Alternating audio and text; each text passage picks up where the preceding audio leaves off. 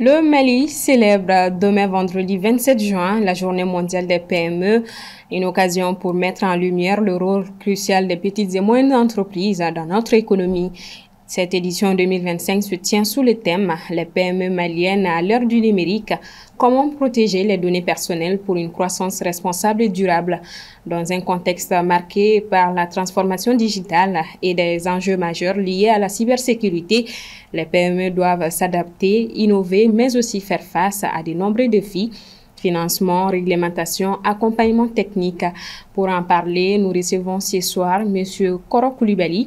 Il est secrétaire général de l'association Mali PME PMI. Bonsoir à vous et bienvenue sur notre plateau. Bonsoir madame, merci pour l'invitation.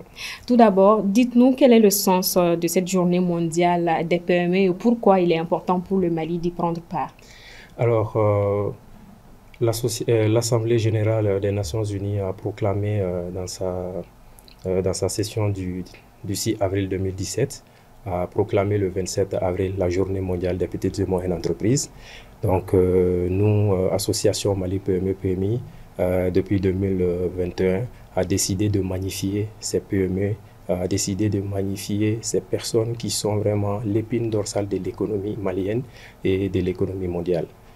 Voilà. Alors, le thème retenu cette année aborde la protection des données à l'ère du numérique. Pourquoi ce thème est crucial pour nos entreprises aujourd'hui? Alors, comme je l'ai dit, chaque année, nous célébrons ces PME.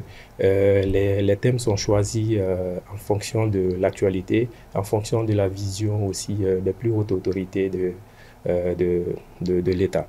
Donc, c'est pour cela le président nous a instruit d'aller vers le numérique. Donc, qui dit numérique dit aussi protection des données personnelles, l'utilisation éthique même du numérique. Donc, c'est pour cela, cette année, nous avons choisi ces thèmes encore pour sensibiliser nos PME qui utilisent le numérique à vraiment faire attention, à savoir que le numérique aussi a des inconvénients. On parle beaucoup de transformation digitale, mais très peu de PME maliennes sont réellement préparées. Quel est réellement aujourd'hui le niveau d'appropriation du numérique par nos entreprises? Alors, comme je l'ai dit, le niveau d'appropriation du numérique aujourd'hui par nos PME sont élevés parce que c'est d'actualité. Aujourd'hui, sans le numérique, on ne peut rien faire. Donc, maintenant, on a dit, c'est vrai, il faut aller vers le numérique, mais comment mieux utiliser le numérique? C'est bien ça. Alors, protéger les données personnelles, c'est aussi une question de cadre juridique. Est-ce que l'État vous accompagne ou vous informe par rapport à la protection des données personnelles? En effet, cette année, nous avons approché la structure qui s'occupe de ça, l'autorité de protection des données personnelles, à caractère personnel qui est l'APTP.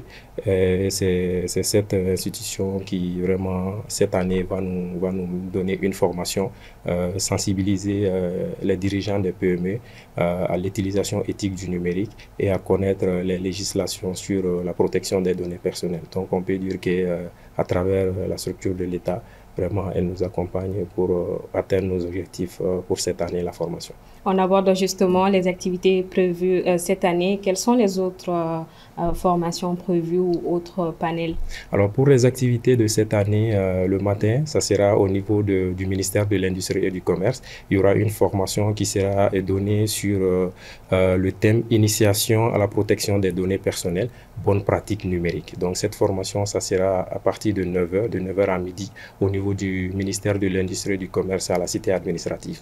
Donc, après, dans l'après-midi, à partir de 15h30, il y aura la cérémonie d'ouverture officielle, donc avec toutes les officiels qui seront présents.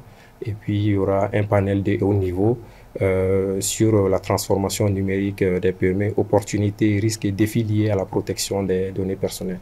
Donc, il y aura des experts qui viendront nous éclairer sur cette thématique-là. Donc, voilà. Et il y a encore un autre défi majeur, à savoir l'accès au financement des PME. Qu'en est-il réellement en 2025? Alors, l'accès au financement des PME, nous avons abordé ce thème en 2023, l'accès au financement des PME et surtout à l'information, l'accès à l'information d'abord, parce que pour aller vers le financement, il faut d'abord l'information. Donc, nous avons traité ce thème-là en 2023 et nous ne fatiguerons pas vraiment d'aller vers les institutions, d'aller même au plus haut niveau de l'État, vraiment d'inciter les institutions et d'inciter les uns et les autres vraiment pour le financement des petites et moyennes entreprises. Alors, un dernier mot pour les futurs entrepreneurs qui hésitent toujours à faire le pas. Il faut oser faire le pas. Comme on le dit, seul dans l'entrepreneuriat, on peut développer une nation. Merci.